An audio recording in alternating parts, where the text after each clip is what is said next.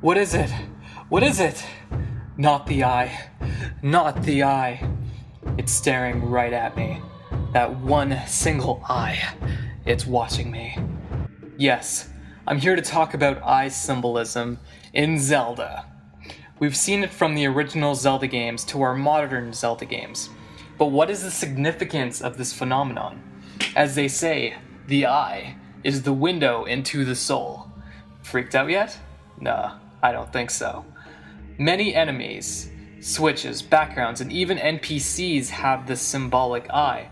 For instance, look at the Sheikahs, a race of individuals protecting the royal family from harm, which is where the eye symbolism seems to originate from. It's an ancient symbol held on to by the allies and enemies in the universe. What does it mean? What does it represent? I'd like to delve deeper into this area and try to convey my understanding of this eye phenomenon. When looking into Eastern cultures, which is where I feel the games like Ocarina of Time and other games are influenced by, I have noticed and drew conclusions or connections with the eye symbolism. I can tell that this game really draws influences from the East. I mean, rupees are actually a fiscal currency in India.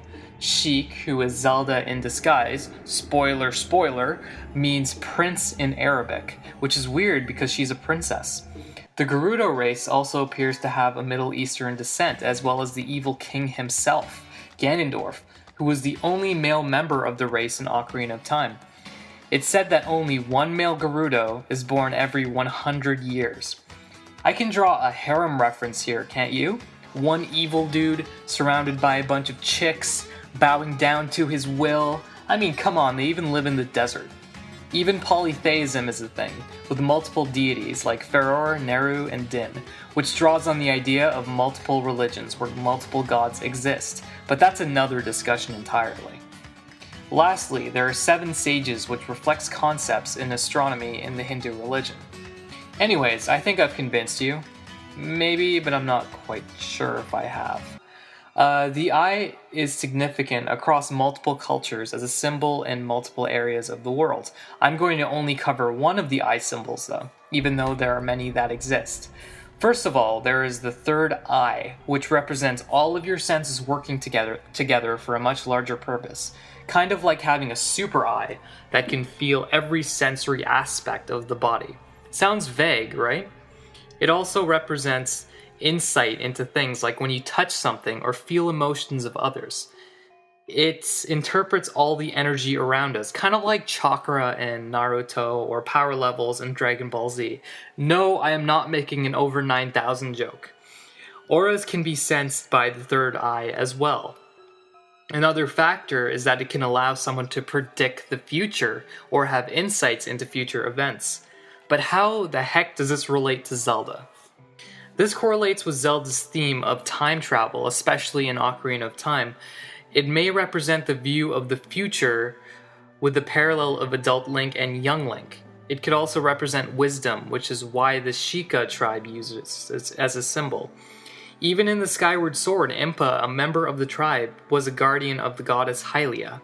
However, she exists both in the past and in the present to Link. Near the beginning as an old woman and as a young woman when protecting Zelda. Let's turn to Impa in Ocarina of Time.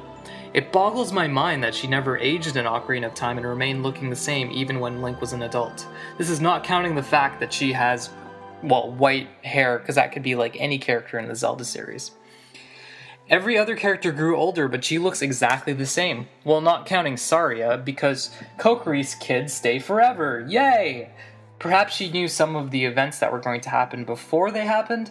Who knows?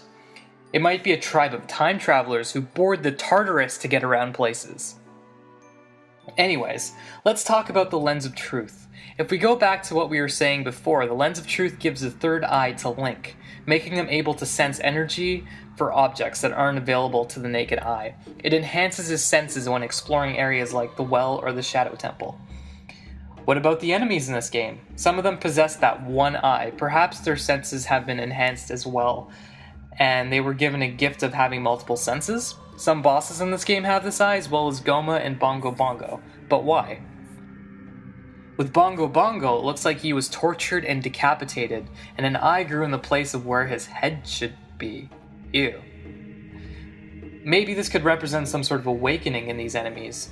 There's speculation that Bongo Bongo is actually a man that resided in Kakariko Town and that had died due to mysterious circumstances. Apparently he may have been a Sheikah. Surprise, surprise, I know.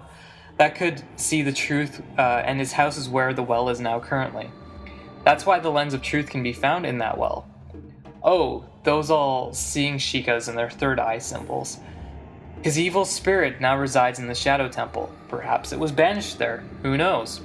If you look at Ganondorf, he appears to have a yellow jewel on his forehead, which could be symbolic for the third eye, apparent in Eastern cultures. Which could mean that he has awakened his third eye as well, which means he's transcended past the 5 human senses. Those are only some of the symbols in the game and just some speculation, but please leave a like and subscribe for more videos. This is JSK Productions.